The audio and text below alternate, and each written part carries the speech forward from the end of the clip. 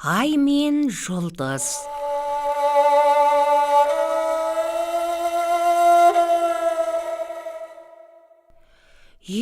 Ертеде бір орман тоғайлы тауды мекен еткен шал мен кемпір болыпты.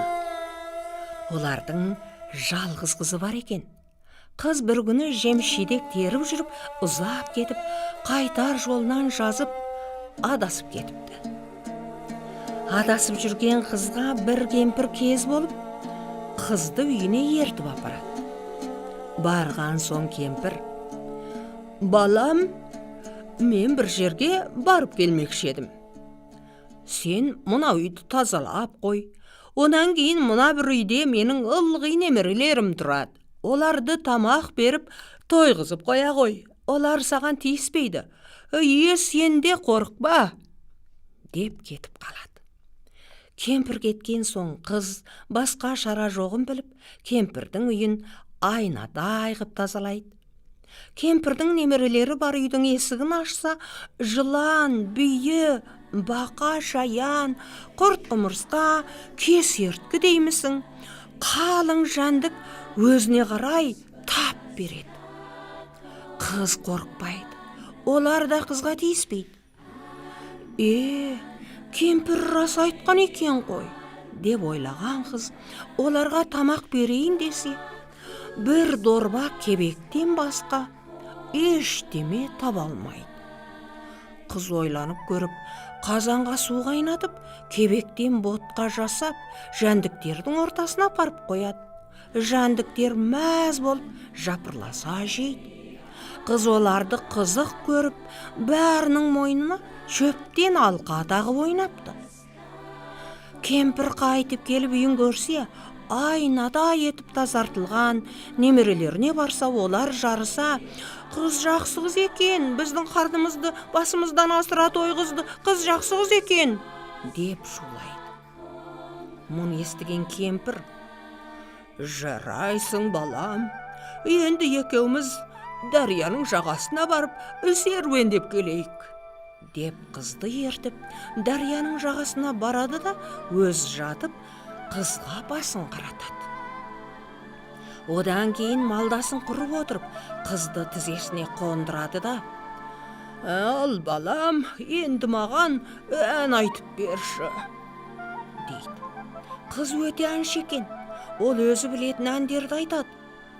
Соңынан кемпір тағы да: «Жарайды қызым, мен енді біраз ұйықтап алайын. Сен дарияның суына қарап отырсаң, бір кезде көк су келеді, онан кейін қара су келеді. Онан кейін бар ғой, сары су келеді. Дәл сол кезде мені оят», дейді де ұйықтап қалады.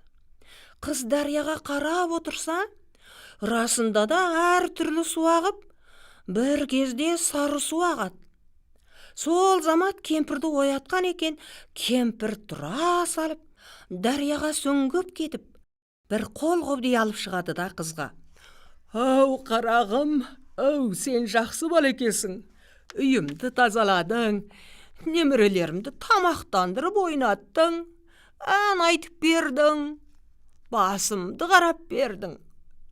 Енді менің саған берер сыйым мына қол қобди, кілті мынау, үйге барған соң бір ағаш, үйің апаратын жол анау», деп қызды жолға салады. Қыз кемпір айтқан жолмен жүріп отырып үйіне келсе, үйінде бір шал, бір кемпір, бір қыз, 3 қонақ бар екен. Қыз кілтін алып, қобдиды ашып көрсе, іші толған алтын екен дейді. Оны көрген әке шешесі мен қонақтар: «Мұны қайдан алдың?» деп сұрайды. Қыз оларға көрген білгенін бастан аяқ айтып береді. Сонда қонақ кемпір: «Ей шал, сен де мұна қызыңды сол кемпірге ертіп бар», деп бұйырады. Қонақ шал қызын ертіп апарып, кемпірдің үйін көрсетіп жіберіп қайтады. Кейбір тапсырмасын істеуден бас тартады қыз. Ең соңында дария жағасында кемпір ұйықтар алдында. Балам, дарияға қарап отырсаң, әр түрлі су ағады.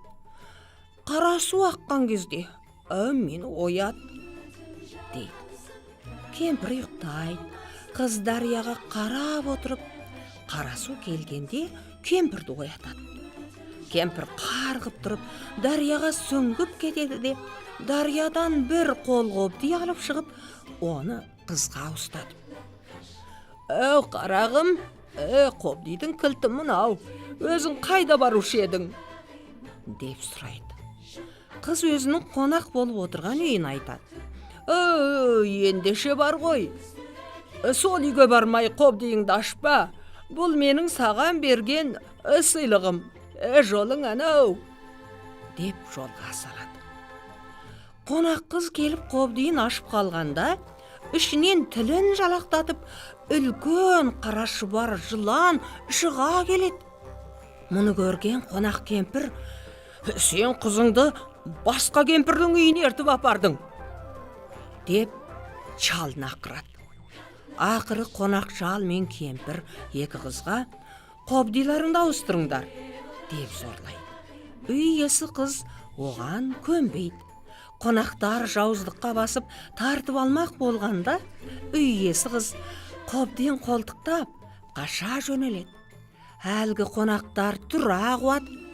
Қуып жетуге айналғанда, әлгі қыз аспанға ұшып шығып кетіпті. Содан орманды таудағы үйіне қайта оралмапты, дейді. Дәл сол кезде аспанда ай пайда болыпты. Әлгі қыз аспанға шығып, өзі ай болып, қобдидағы алтындарын шашып, жұлдыздарды жасаған екен. Сұлу қыздарды айға теңеу содан қалғанмыз. Бақыт көзді